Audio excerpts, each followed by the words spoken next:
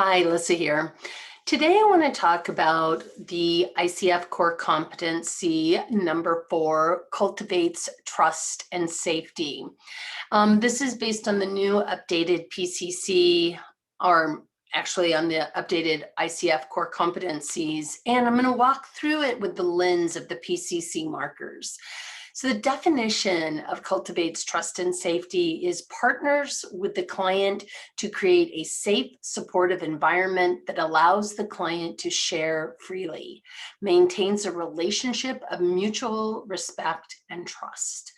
And I think this is really important as we're thinking about what it means to create trust and safety.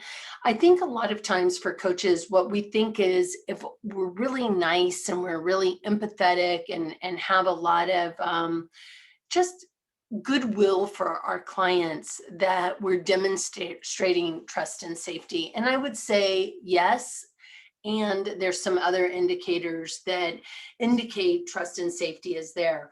One of the biggest indicators of trust and safety is this desire to be curious about the client versus telling the client about themselves. One of the things that I will hear when I'm listening to mentor coaching calls is that the coach will replay what they've heard the client say and then create a meaning for the client. So I heard you say XYZ, you must feel ABC. And so there's this deciding by the coach as to what the experience is that the client is having. You must be so excited. You have to be really thrilled by that. You're probably kind of scared. That might be really overwhelming. Well, that might be really overwhelming is at least a question. It leaves the client some wiggle room. But if we're really going to indicate and demonstrate trust and safety in a coaching relationship, we're going to be asking those questions instead of telling the client anything.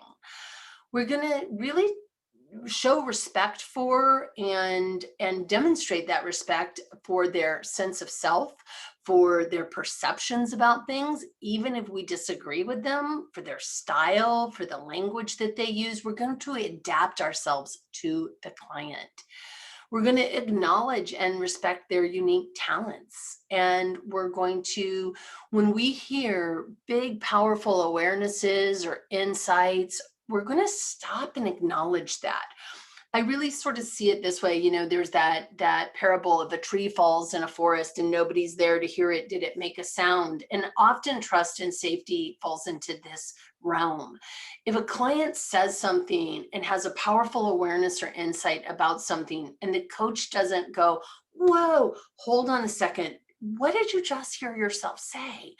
That sounded important as I heard you say it. What is that for you? What does that tell you about yourself? If we don't do that, they will often have a litany that they have spoken and they will have lost access to that unique insight or perspective that maybe had just shown up. Most coaches are really good at showing support, empathy, and concern for their clients. That's almost the low-hanging fruit of trust and safety. So it really is demonstrated when you're doing your assessment recordings, especially, but in any coaching demonstration or any coaching conversation, it's demonstrated by the way that we really invite the client to lead us through the landscape of their life. The metaphor that I use for myself is I see myself as a blind person with my hand gently upon the shoulder of my client and having them guide me through their internal landscape. I may go, I'm noticing that the ground is really kind of soft right here, or maybe hard. What are you noticing? I'm noticing that it feels very open or constricted. What are you noticing? So this really is a way that what we're doing is we're inviting the client to name for us, to make meaning for us, to tell us what their experience is. And that is how we really begin to demonstrate at a pretty deep level the power of us trusting the client, and therefore creating the safe space for them to name things for themselves. I think another way that trust and safety really shows up with in coaching conversations is when you have a client who disagrees with you. You say, I'm noticing I'm going to make something up here. I'm noticing there was an energy shift. And it seems like you got really excited as you were talking. What are you noticing? And the client goes, no, that wasn't excitement. That was actually, I was just realizing that that's something I need to get done. And I'm feeling some pressure there. What we've done is we've created a space in which the client can redirect us, can challenge our meaning that we make, and we invite them to do that. One of the ways that I do this early in coaching relationships is in my very first coaching agreements, and when I'm setting up our relationship with a potential client, and then ultimately with a client that I'm going to be working with for a while, is that I invite them to correct me anytime I'm wrong. I may even say implicit in the question, I may be completely off base here. I think I'm hearing something to this effect. Can you please illuminate me a bit more about this? And the client then has permission, regular permission, to course correct me anytime I may have taken us in a direction that isn't useful or meaningful to them. So when you start to think about this in the framework of your own experience of life, what is your experience when somebody tells you how you're feeling, what you're thinking, what your experience might be? To a person, I typically hear, I don't like it. Even if somebody's right, it has a tendency to activate our, no, you're not going to tell me what I think, feel, or am experiencing. We want to be the ones who have the opportunity to communicate our experience for ourselves. And this shows up in any relationship. Ask a 5-year-old, tell them what they're thinking, and they'll be like, nuh-uh. Tell your best friend what they're doing and what what that's all about. Nuh-uh. Tell your spouse, good luck with that, right? Like, people do not like to be told how they're thinking, feeling, and what their experience is. So if we know that, how do we then demonstrate curiosity? It's not that we're not picking up on something, we may be.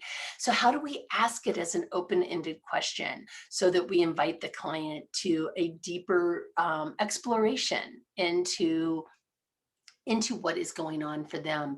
I use the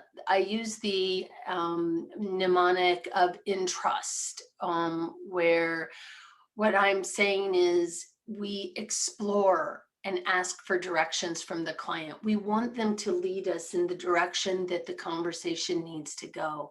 Their choice, it's their conversation. Noticing emotional power words, powerful beliefs, powerful insights and awarenesses, and also energy shifts. Notice them. That can be part of like direct communication where we're noticing, but then we're reflecting what we're noticing, but then we're asking a follow-up question. What did the client notice? We're not assuming anything. Always be transferring the power back to the client. If coaching is anything, it is a client-centered empowerment conversation. Even if it's a hard conversation, even if the client is feeling lost and confused, as we empower them to make tiny choices, even in the direction of the conversation, we're ultimately building the foundation that they can ultimately make bigger and more empowering choices in their life.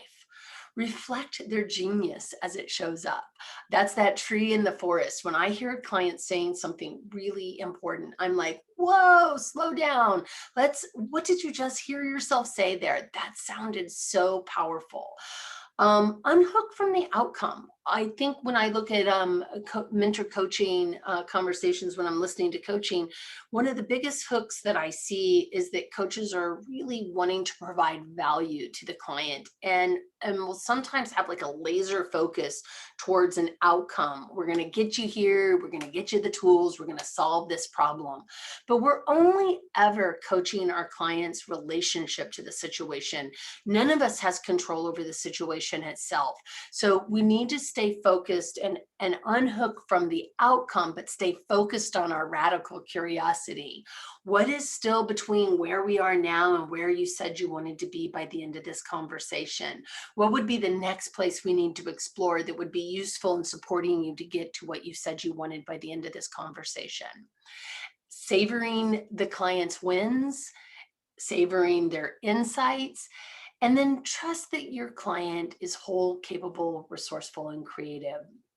That within each of us, within you, within them, within me, within everybody, is the capacity to be a whole human being. And so what we're doing in cultivating trust and safety is we're demonstrating trust and safety to begin with, trusting that they are fully capable of determining where they would like their life to go.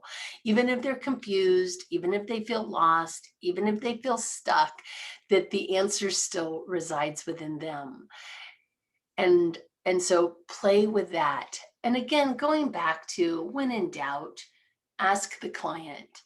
Ask the client when you're confused. Ask the client when you have lost track of what the outcome of the coaching conversation was. I feel a little lost at this moment. Can you remind me?